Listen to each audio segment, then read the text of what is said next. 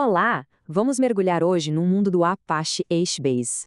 Já parou para pensar como é que as gigantes da tecnologia conseguem achar uma única informação, um único dado, num verdadeiro oceano de petabytes, e fazer isso quase que instantaneamente? Pois é, hoje a gente vai desvendar o segredo por trás desse banco de dados que foi feito exatamente para isso: acesso em tempo real a volumes de dados absurdamente grandes.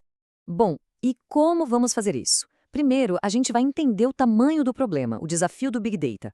Depois, vamos apresentar o HBase como a solução para esse desafio. Em seguida, faremos um tour completo pela arquitetura dele para entender como funciona por dentro. Daí, vamos ver na prática como ele gerencia os dados e, para fechar, onde o HBase é usado no mundo real. Então, para começar, vamos contextualizar. O desafio aqui é como encontrar uma agulha num palheiro. Só que, imagina que esse palheiro não é um monte de feno, ele tem o tamanho de um continente. Esse é o universo do Big Data. Pensa assim, os sistemas de dados tradicionais, eles são ótimos para processar um conjunto de dados inteiros, sabe, de ponta a ponta. Mas e quando a gente precisa encontrar e atualizar uma única informação no meio de tudo e precisa que isso seja instantâneo? É aí que a coisa complica. É para essa leitura escrita aleatória em tempo real que eles não foram feitos.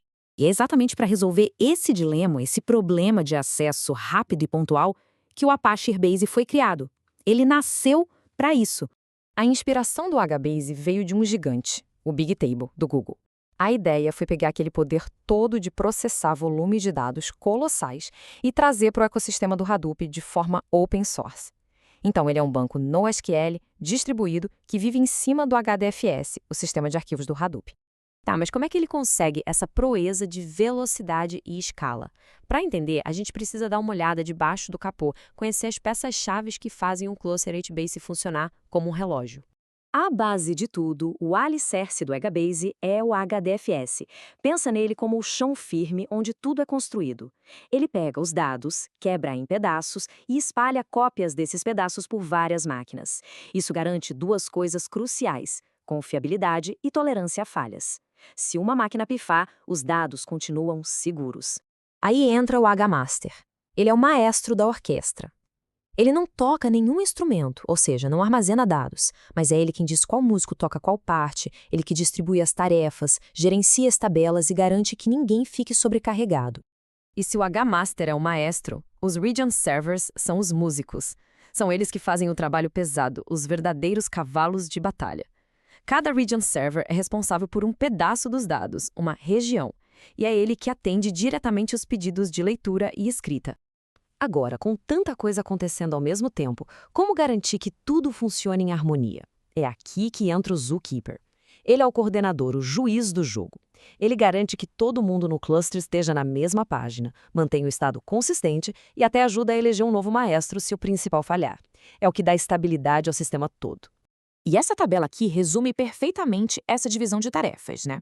De um lado, o Ega Master, o cérebro, que gerencia e coordena tudo. Do outro, os Region Servers, os músculos, que executam um trabalho pesado de lidar com os dados. Uma separação de responsabilidades muito inteligente. Certo, já conhecemos os componentes. Agora vamos ver como eles operam na prática. Como é a jornada de um dado, desde o momento em que ele é escrito até a hora em que ele é lido de volta? Quando uma aplicação manda um dado para ser gravado, o HBase segue 3 passos. Primeiro, para garantir que o dado nunca se perca, ele é escrito num registro de segurança, o chamado Write-Ahead Log. Segundo, para que ele fique disponível para leitura imediatamente, ele vai para a memória, para o Memstore. E só quando essa memória enche é que os dados são de fato gravados permanentemente no HDFS. E na hora da leitura? A estratégia é sempre ir do mais rápido para o mais lento. Primeiro, o sistema checa a memória, o Memstore, que tem os dados mais recentes. Não achou? Ele checa um outro cache de memória, o Block Cache. Só se não encontrar em nenhum desses lugares super rápidos é que ele vai buscar nos arquivos em disco. E essa é a chave para sua baixa latência. Agora, um conceito fundamental no HBase é a Row Key, a chave da linha. Pensa nela como o CPF de cada registro. Tudo é organizado e ordenado com base nessa chave. Por isso, a forma como se desenha a Row Key é crucial. Um bom design te leva direto ao dado que se quer. Um design ruim pode te fazer procurar a tabela inteira. Outra coisa bem diferente aqui são as Column Families, ou famílias de colunas. É como organizar um armário. A gente guarda todos os pratos juntos e todos os copos juntos. O HBase faz o mesmo. Ele agrupa colunas, que geralmente são acessadas juntas, e as armazena fisicamente no mesmo lugar. Isso otimiza demais a leitura. E por último, temos a célula. É o cruzamento de uma linha e uma coluna. Mas a célula no HBase tem o superpoder: versionamento.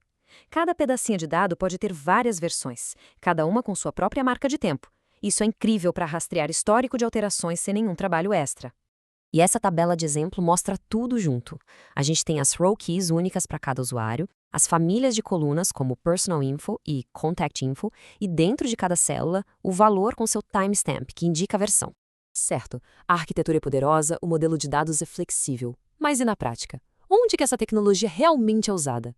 O HBase brilha em qualquer lugar que precise de escritas e leituras muito rápidas em tabelas gigantes. Pensa em análise de dados em tempo real, em gestão de um volume massivo de dados de sensores de IoT, armazenamento de dados para grandes aplicações online, sistemas de monitoramento. Basicamente, ele é a espinha dorsal de muitas plataformas de dados que a gente usa todo dia. Mas e quem não é programador e precisa acessar esses dados? Precisa aprender a linguagem nativa do HBase? A resposta é não. E é aí que entra o Apache Felix.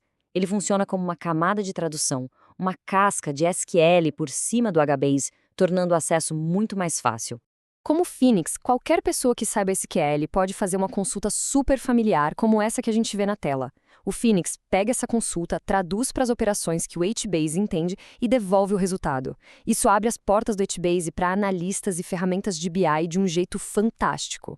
Então, para resumir, o ponto-chave é que o HBase não é uma solução para todos os problemas de banco de dados, mas para aquele desafio bem específico e muito crítico de acesso aleatório em tempo real a dados massivos, ele é uma ferramenta incrivelmente poderosa e escalável.